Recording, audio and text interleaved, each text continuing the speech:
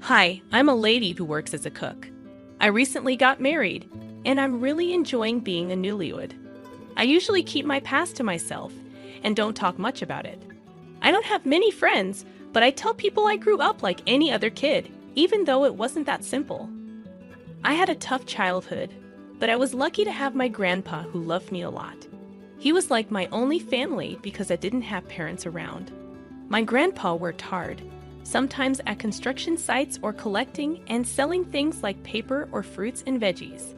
I don't have baby photos because we couldn't afford them, but when I turned 6, my grandpa made sure I had a picture taken every year on my birthday to capture my growth. I didn't go to kindergarten, but my grandpa taught me basics like the alphabet and numbers. My grandpa didn't have much money, but he was well respected in our neighborhood. The neighbors would pitch in to help take care of me because they knew my grandpa was working hard to raise me. This meant I got to have warm meals and play with the older kids in the neighborhood, who taught me a lot of things. When my grandpa finished work, he'd come get me. Our house was small and old, with just one bedroom, a kitchen, and a bathroom. It could get pretty uncomfortable in the extremes of weather, but we managed okay. In the summer, my grandpa fixed up an old fan he found, and in the winter, he washed and reused old blankets to keep me warm. He did everything he could to take care of me, even though we didn't have much. Our neighbors were also struggling, but they still helped us a lot. They came to school with me on my first day, took turns attending parent-teacher meetings at my grandpa's request, and even packed food for my school trips as a way to say thank you for his hard work. My grandpa was a handyman who could fix just about anything around the house. In our friendly neighborhood, people helped each other out with their skills, but gossip still circulated. Some folks couldn't help but wonder why my grandpa was raising me alone in such tough circumstances. He never really talked about my parents when I was growing up. Whenever I asked, he'd just say they had passed away soon after I was born and were now in heaven. When I was younger, I thought they had died from some serious illness like cancer. But as I got older, I started hearing different stories, mainly from the women in the neighborhood. They'd whisper about how my grandpa had never been married and how nobody had ever seen my mom or dad. It was confusing because my grandpa had always told me they were my real parents. And if I had parents, shouldn't I have had a grandma too? It didn't add up. As I listened to her, I realized something strange. We didn't have any family photos of my parents, not even one of my grandma. Our photo album only contained pictures that my grandpa insisted we take every year, along with some snapshots our neighbors had taken of us. When I reached middle school and started going through puberty, I began to rebel a bit, questioning my identity more and more. Living only with my grandpa made it even harder. I had so many questions about my parents, and by 9th grade, I couldn't hold them in any longer. I sat my grandpa down and bombarded him with questions, desperate for answers about where my mom and dad were, whether they were alive or dead, and why there were no photos of them or my grandma. I felt like I was interrogating him like a criminal, but I needed to know. As I got emotional and started crying, my grandpa just held me close and reassured me. He explained that my parents couldn't raise me, so they left me with him when I was a baby, hoping to come back for me someday. He showed me a small bracelet they had left behind, saying it was with me when I was born in the hospital. Seeing that bracelet, some of my curiosity eased. Even though I learned that my parents had abandoned me, knowing that my grandpa loved me and raised me with care was enough. From that day on, I started to find some peace within myself. I began to see a way out of the challenges of puberty. College wasn't an option for me due to our financial situation, and I didn't want to add to my grandpa's burdens, so I made up my mind about my career before even starting high school. "Grandpa," I said, "I want to be a cook. I plan to take career classes during my senior year, earn my cooking license, and find a job right after graduation." My grandpa asked if I was sure I didn't want to go to college, offering to do whatever it took to save up for tuition. I reassured him that cooking was my passion and that I wanted to set things up so he wouldn't feel guilty about it. True to my word, once I reached my senior year of high school, I dove into cooking classes and earned several licenses. I secured a job a month before graduation and received my first paycheck just a week after. With it, I bought some steak to celebrate, though I couldn't afford to dine out. Back home, I surprised my grandpa with the steak and handed him an envelope containing some of my earnings. "This is for you, Grandpa," I said. "It's what's left after buying the steaks." My grandpa was speechless. "Patty," he finally said, "I can't accept this. You worked hard for this money. You should use it for yourself. I can't possibly take it." He insisted, pushing the envelope back toward me. "Grandpa, if you don't take it, I'll leave home. Why should you be the only one doing things for me? I really wanted to give you this money," I threatened, feeling a surge of frustration. Eventually, my grandpa relented, tears welling up as he accepted the envelope. He tucked it into a book he enjoyed reading. Sharing that steak meal in the place I'd always called home felt incredibly special. For the first time in my life, I felt proud to do something for my grandpa. We chatted happily as we ate, until a knock interrupted us. Who could be knocking at this hour? My grandpa wondered aloud as I went to answer the door. To our surprise, 2 police officers stood there. "Is Richard O'Leary here?"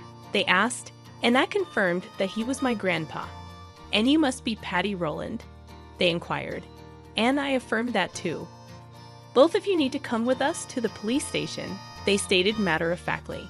When I asked why, they informed us, "Mr. O'Leary is being accused of kidnapping a child. You both need to come with us." I was stunned.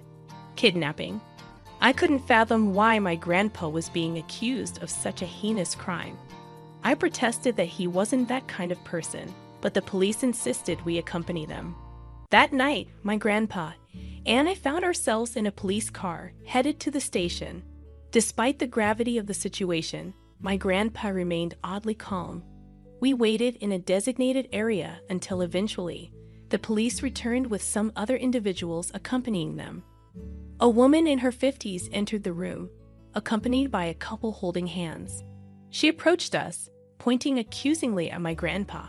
"That's him. He's the one who kidnapped the president's daughter." She exclaimed loudly, shocked and confused. I demanded answers. "What do you mean? Who did my grandpa supposedly kidnap?" I shouted back at her. The police intervened, trying to calm both the woman and me down. Behind the shouting woman, the couple stepped forward, and the woman addressed me with tears in her eyes. "Are you Patty?" she asked, and I awkwardly nodded in response. Suddenly, she embraced me and burst into tears. "Patty, it's Mom. I'm your mother." Her words hit me like a bolt from the blue. I was stunned and bewildered, but my grandpa's composed demeanor added to my confusion. He stood up calmly and addressed her. "So, you finally returned. Only now. Are you okay?" The woman in her 50s scoffed, accusing my grandpa of kidnapping. I vehemently protested his innocence, while the couple watched on, clearly perplexed. The woman in her 50s went on to explain that a couple had visited her orphanage, claiming they had left their baby there and had now returned to reclaim their child. They left behind a letter stating their intention to return for the child, along with hospital paperwork. I was about 3 or 4 at the time. However, despite searching through records and adoption papers, we found nothing about the child. Then, a distant memory surfaced. There was a child who went missing years ago, causing a major commotion. Despite reporting to the police and filing missing child reports, she was never found. I recalled an old man who used to work at the orphanage abruptly quitting around that time. He had been overly attentive to the children, and I had considered firing him before he vanished. Could he have been involved in kidnapping a child from the orphanage, leaving behind a distraught woman? We underwent DNA testing as my grandpa calmly observed the couple. He asked the police, "Are they truly Patty's parents?" The police insisted we wait for the results. Then, my grandpa pleaded with the officers, offering to stay in jail if necessary, but asking for the chance to tell his side of the story. Grasping the officer's hands, he began to speak. The police acknowledged his right to defend himself. Grandpa agreed to share his story once the DNA confirmed the couple's parentage. Reluctantly, the police consulted the couple, who agreed to the arrangement if it meant hearing the truth. While awaiting the DNA results, my grandpa remained at home under recognizance, and I continued my routine going to and from work. 2 days later, the DNA results came in, showing a 99.99% match. After 20 years, I finally met my parents. Hearing the news, I was overcome with a strange mix of emotions. Tears streamed down my face uncontrollably, but my parents embraced me, soothing my sobs. The orphanage director glared at my grandpa with fury, as if she could kill him on the spot. "Now you must arrest this old man for kidnapping. Were you planning to ruin my establishment?" She raged, her anger palpable. True to his word, my grandpa began his tale, producing a stack of papers from home and presenting them to the police one by one. "It's true that I worked as a janitor at the orphanage, not far from where I live now," he began. "One morning, I arrived early to find a young child sleeping outside the orphanage, curled up in a ball. I assumed she had been abandoned by her parents. Concerned for her well-being, I tried to bring her inside, but she woke up and, with her black eyes, called me Grandpa." Grandpa continued, explaining how the child handed him a bag containing a doll, paperwork, and a letter promising to return for their daughter. "I took her into the orphanage, where she began to live," he recounted. "While cleaning, I often saw the child, but she always seemed to have a dark expression. It wasn't until about a month later that I discovered the reason. The woman was abusing her, especially when the orphanage faced financial strain due to overcrowding. Another child had arrived, and she took out her frustration on this poor girl." Grandpa described how the child was forced to do arduous chores, her hands red and bleeding from the harsh treatment. "I confronted the director multiple times, urging her to stop mistreating the child," he continued. "But instead of listening, she fired me. As I was leaving, I couldn't bear to see the child so unhappy. That's why I did what I did," my grandpa explained, his voice tinged with remorse. He recounted how he had taken me in after witnessing the neglect and abuse I suffered under the orphanage director's care. The director didn't even bother to read the documents in the bag. He continued, neglecting her duties and subjecting me to abuse. "That's why I took Patty in, to protect her and raise her as my own granddaughter." After his revelation, the police and I were left in a state of uncertainty. The orphanage director, however, remained defiant, accusing my grandpa of fabricating stories to tarnish her reputation. "I'll sue you for slander," she threatened, her voice dripping with venom. The police pressed my grandpa for evidence to support his claims. With confidence, he mentioned a former employee, Mrs. Cumberland, who could attest to the abuse. While we awaited Mrs. Cumberland's testimony, I was speechless, grappling with the truth unfolding before me. In the late afternoon, Mrs. Cumberland arrived at the police station, armed with photographs she had taken of my injured hands and other signs of abuse. My parents, upon seeing the evidence, were overcome with emotion. The undeniable proof left the orphanage director cornered, and my parents wasted no time in announcing their intention to sue her for her crimes. Despite her pleas for forgiveness, she was arrested and charged with child abuse. That night, my grandpa and I returned home, the weight of the day's revelations heavy on our minds. From my parents, I learned the heartbreaking truth. They had left me at the orphanage due to financial hardship, hoping to reclaim me once they were stable. When they finally returned, they discovered I was missing and unregistered. Only recently did they learn of the possibility that my grandpa had taken me in. Although their actions couldn't be excused, my parents found solace in the fact that they had finally found me after years of searching. They faced repercussions for abandoning me, but now they sought to alleviate their guilt. I harbored no resentment toward my parents. I was simply eager and anxious to finally meet them. Nor did I hold any blame toward my grandpa, who had saved me and showered me with love and care during my time with him. His unwavering support was the reason I couldn't hate my parents. I assured them that I understood their circumstances and expressed gratitude for their efforts to find me. As my mom hugged me, tears streaming down her face, she knelt before my grandpa. Without him, I wouldn't have had such a wonderful upbringing, she acknowledged. Despite his protests, my parents insisted on taking care of him and urged us to live together as one family. Eventually, we moved in with my parents, but the adjustment wasn't easy, as we had spent more time apart than together. Eventually, my parents arranged for a separate house for my grandpa and me next to theirs, allowing us to live comfortably while still being close to family. After work, we would gather for dinner and watch TV together, just like any other family. After I got married, my parents invited my grandpa to live with us, and we seamlessly merged into one big family. Meanwhile, my parents pursued legal action against the orphanage director, adamant that they couldn't forgive her. During the proceedings, I met my husband, who was working as a prosecutor on the case. He admired my grandpa's selflessness in raising a child who wasn't his own for nearly 2 decades. It made me reflect on whether I could have done the same in his shoes. I hold my grandpa in the highest regard and wish him a long and healthy life. Thank you all for listening to my story. Your support and comments mean a lot to me. Wishing you all a day filled with happiness and good fortune. Get out. Your old lady smell is ruining my new house, Michaela shouted as she threw disinfectant on me during her housewarming party. Drenched and overwhelmed by the pungent smell, I felt something snap inside me. Standing up silently, I flashed a terrifying smile at Michaela and said, "Then I'll clean this up for you. After all, I built it." I went upstairs to Michaela's room to retrieve something. My name is Harmony, a 72-year-old retired confectioner. More precisely, I was a patissier who ran a cake shop until a leg injury forced me into retirement. Now, I help my son and his wife who have taken over the business and live a modest life. Harmony, you must be happy your son took over, people would say at the tea parties I occasionally attended.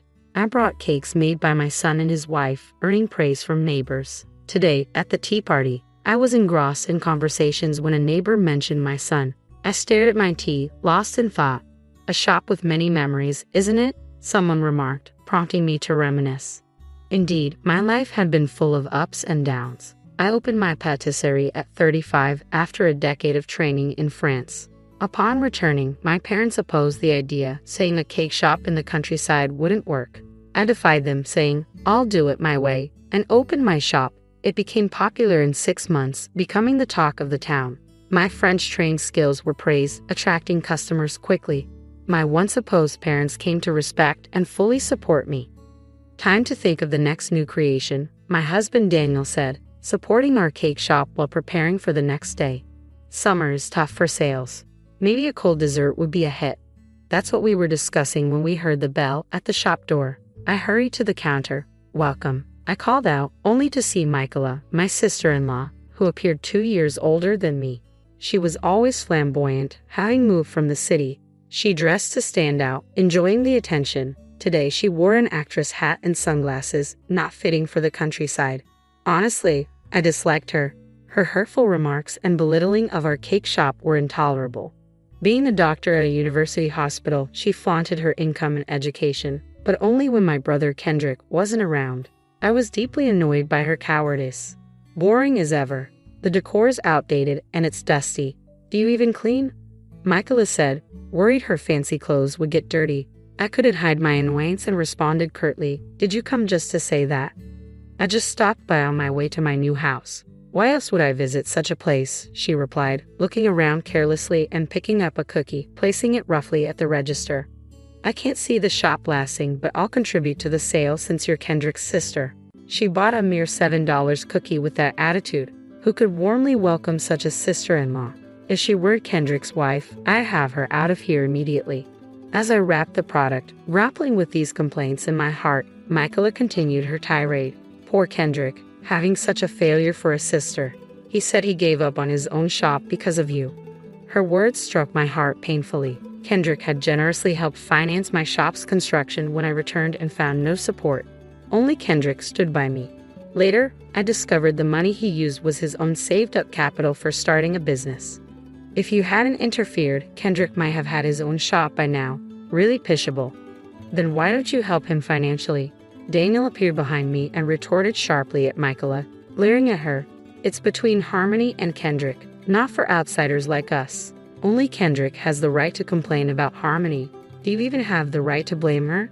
Daniel, undaunted by Michaela, confronted her. Michaela, seemingly annoyed by Daniel's audacity, furrowed her brows and removed her sunglasses with a puzzled look. Of course I have the right. That money was mine. You have no business interfering in this. The funds for Harmony's shop were from before Kendrick married you, right? If Kendrick has no complaints, why should you persistently blame Harmony? Harmony is my wife. Which husband would remain silent while his wife is being maligned? Daniel shielded me from showing my tears to Michaela. I felt reassured by his presence and grateful to be his wife. Michaela, not amused by Daniel's words, roughly grabbed the wrapped cookies from the counter and left without another word. After she left, we put up the closed sign, and Daniel embraced me. You endured well, Harmony, he said softly. I can't do this anymore. I don't have the confidence to get along with someone like her. Even if she's Kendrick's wife, I can't bear being treated this way. Are you not going to tell Kendrick? Daniel asked gently. I can't. He's already looking after Mom and Dad. I can't trouble him just because I can't get along with her. Kendrick, working as a chef in a hotel, was also taking care of our parents. Despite the long commute he managed, he had saved to open his own shop and be closer to our parents. It was with this in mind that he was saving money. Money can be earned again. I want to see you succeed as a top patissier. This money is an investment in your future. You'll definitely become famous, Kendrick assured me, investing $2 million in my startup. I was deeply grateful to Kendrick, and when he married Michaela, I was overjoyed. But I never expected her to be like this. I was tormented daily about what to do. Tomorrow we're going to Kendrick's housewarming, right? Maybe you could mention it to him. If Kendrick talks to Michaela, maybe she'll stop, Daniel suggested. Reluctantly agreeing, I focused on closing up the shop. Lately, I couldn't bring myself to tell Kendrick about Michaela. Kendrick's happiness, while he supported Mom and Dad, was precious. Despite sacrificing his own dream of opening a shop, I couldn't burden him further with Michaela's issue. I simply couldn't. The next day, Daniel and I, with a short cake in hand, visited Kendrick's new home.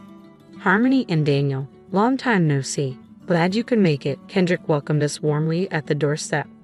Michaela was out shopping and wasn't there. I felt relieved not seeing her. Noticing this, Kendrick looked at me worriedly. What's wrong? You look pale. Is it the new house smell? No way, just had a bit too much to drink with Danny last night. I forced a smile to reassure Kendrick and avoid any awkward conversation.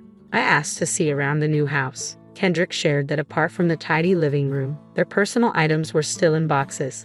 We agreed not to go upstairs as per his request. Soon, our parents arrived, and we enjoyed a rare family gathering. Then Daniel seized the opportunity to bring up yesterday's topic. Sorry to bring this up at a housewarming, but there's something about Michaela we need to discuss. Wait, Danny. I wasn't ready, I panicked, but Daniel looked at me earnestly, holding my hand. Harmony, I've seen how hard you've worked, thinking about the family, keeping your struggles to yourself. It seems unfair to Kendrick and the others. Struggles? Harmony, have you been having a hard time? Kendrick asked, his expression full of concern. Realizing I was hiding something, everyone looked worried. I regretted my foolish thought of just enduring it all. Actually, I've been harassed by Michaela for a long time, I confessed. Everyone was shocked, especially Kendrick. Knowing his wife was bullying his sister-in-law was understandably distressing. Unable to continue, Daniel explained the situation for me. A heavy silence followed, and I wondered if I should have kept quiet. That's when Kendrick, as if having made a decision, spoke to Mom. Mom, I've made up my mind. That's right, no need to hold back anymore. Daniel and I exchanged confused looks at the unexpected response. Just as we were about to ask more, we heard the front door open. I'm back. It's so hot outside. Is Kendrick not here? Michaela returned home at the worst possible time. The family's spirits dampened as if sensing the charged air of her untimely arrival. Kendrick excused himself and headed towards the entrance. Let's store the cake in the fridge for now, Daniel suggested. As Mom and I moved to do so, reaching for the fridge door, Michaela stormed into the living room. Hey, don't you touch our stuff, she shouted, startling Mom and me. I'll take care of the house. Just stay put. Fading a creepy, pleasant smile, she snatched the cake from me. Her words seemed softened, but there was an underlying sharpness, especially as she roughly took the cake. Mom, witnessing this, was speechless and unable to react, shocked by such treatment in front of her. Feeling hurt, I urged Mom to join me on the living room sofa. Sitting next to Daniel, I tried to hold back my tears. "Thank you all for coming to our housewarming today," Michaela said, her tone falsely sweet. "If you have gifts, you can leave them here." "I'll gladly accept them," Michaela said, taking over as if she were the host. Her greedy words irritated both Daniel and me. Our parents, watching her closely, reluctantly presented their gift to Michaela. Following suit, though not keen, I handed over my gift, which Michaela snatched. "What a boring gift." "Typical," Michaela muttered, just loud enough for me to hear. Shocked by her audacity to complain despite receiving a gift, I felt my patience turning into anger. Then Michaela took out a bottle of disinfectant from a supermarket bag. "Well then, let's wrap this up," she said, splashing the disinfectant on me. Drenched and stunned, I was speechless as my family cried out in alarm. "So, I guess it's the height of the party," Michaela said, turning toward me and splashing the disinfectant again. Completely soaked, I couldn't believe the sudden turn of events. My family gasped. "Hey, Michaela, what are you doing?" Mom shouted, raising her voice and standing in front of me to protect me. Everyone glared at Michaela. Michaela sneered and threw her final words at me. "The smell of an old lady will dirty my new house. Get out." At that moment, something inside me snapped. Silently, I stood up with a frighteningly pleasant smile and said, "So you hate filth that much? Well, let me clean it up for you. After all, I built this place." Seeing me smile, Michaela seemed terrified and stepped back. I snatched all the presents from her, ignoring her complaints, and headed to the second floor. Conveniently, there was a nameplate with Michaela's name on it in front of the door, and I boldly walked inside. I picked up a cardboard box still packed and dropped it from the second floor to the first with a bang. "Hey, what are you doing?" Michaela tried to stop me as the boxes tumbled down one after another. With so many boxes rolling down, she couldn't come up and could only desperately scream in vain. As I dropped the last box, she yelled, "Do you realize what you're doing?" Michaela, showing her true colors in front of Kendrick, glared at me with a devilish face. Unconcerned, I went downstairs and asked Daniel with a smile, "Can you hold back that noisy trash for me? We can't let the dirty germs out.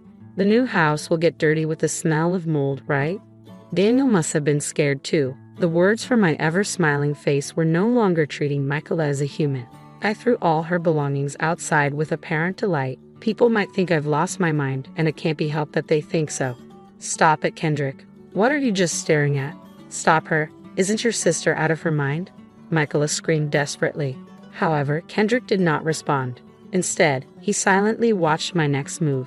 The entrance was overflowing with Michaela's cardboard boxes, a mess, but it couldn't be helped after throwing everything outside. I clapped my hands and walked towards Michaela for the final touch. "Well, now it's just Michaela left." "What do you mean? You think you can get away with this?" She spat, her voice laced with venom.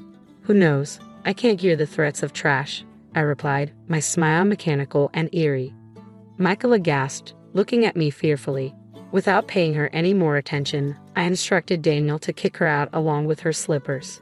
"Hey, stop. No, Kendrick, help me." Michaela begged Kendrick for help, but he had no intention of listening to her. At this point, I understood what Kendrick and the others meant. There wasn't a single person on her side here. "Get out if you understand. This is my house after all." "What?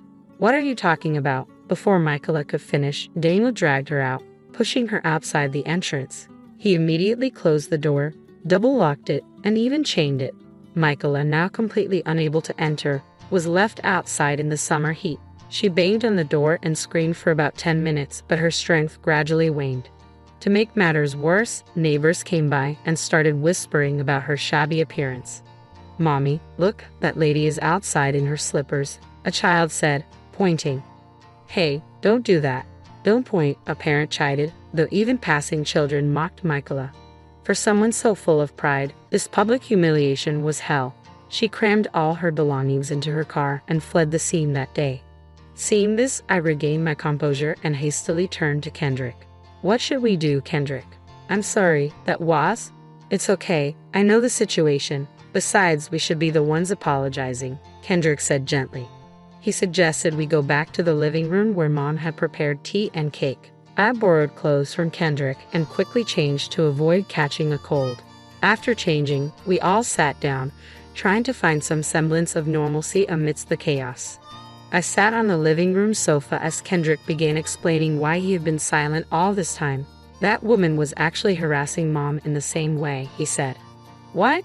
I was shocked by this sudden revelation. Daniel and I looked at Mom in surprise. It all happened when I wasn't around, Mom continued. She constantly harassed and mocked me, even made fun of you. It was really terrible. Michaela had been bad-mouthing you every time we met, suggesting that your poor upbringing was due to my bad parenting. She claimed that if we had more money, Kendrick wouldn't have had to struggle. That's what I confessed to Kendrick yesterday.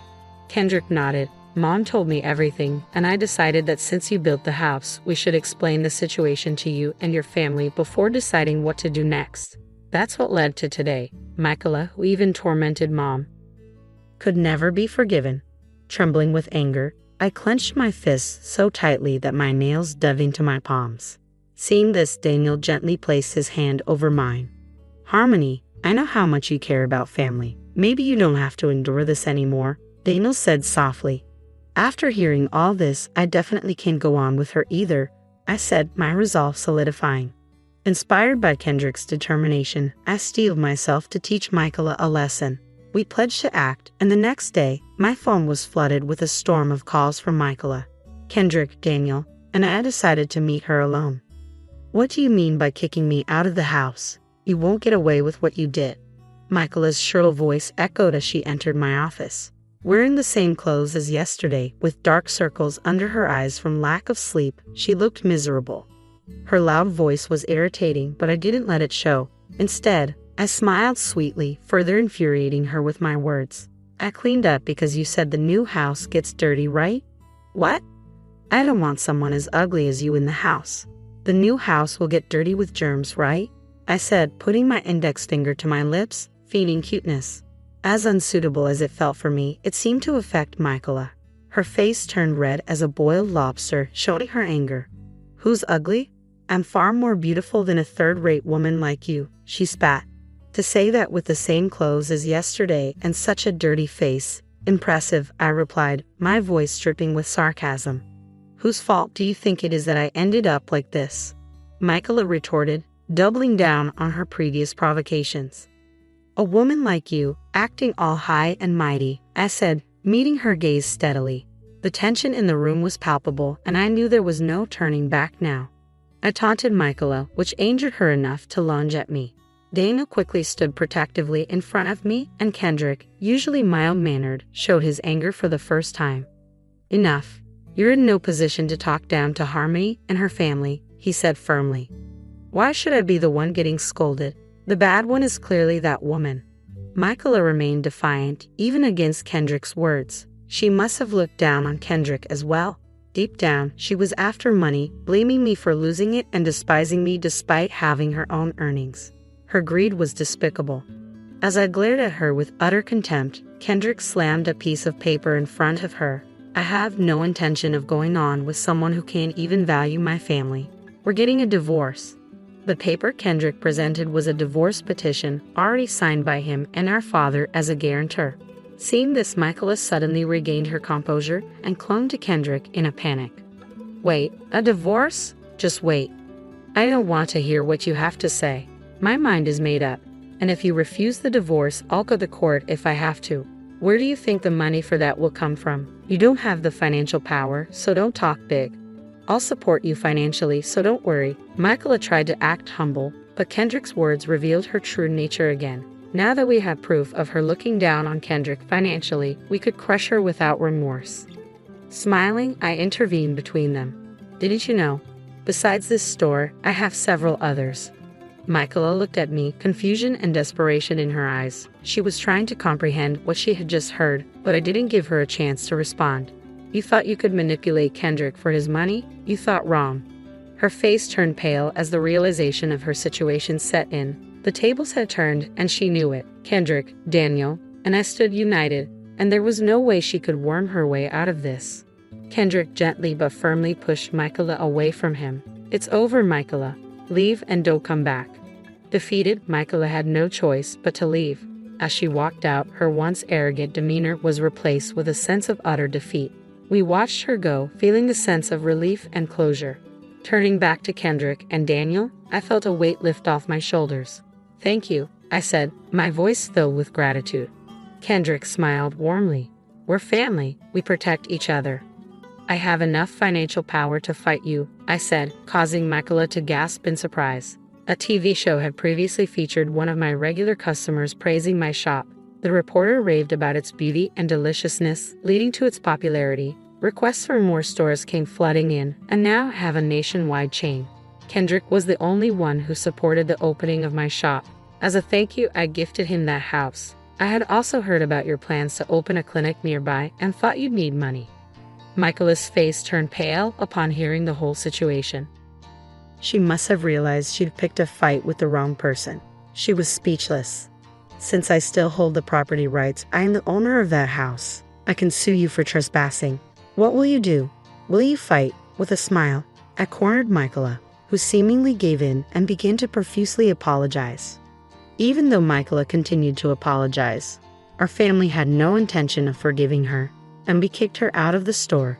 Kendrick and Michaela eventually went to court for a divorce. Given everything that had happened, our lawyer assured us that the divorce would be granted. Our family savored this victory. During the time she was kicked out, Michaela's face became well known in the neighborhood, and no one was sympathetic towards her. Her clinic had no patients and closed within 3 months. She shamefully fled the town. Thus, our family found peace. I continued managing my shops, and Kendrick finally opened his own.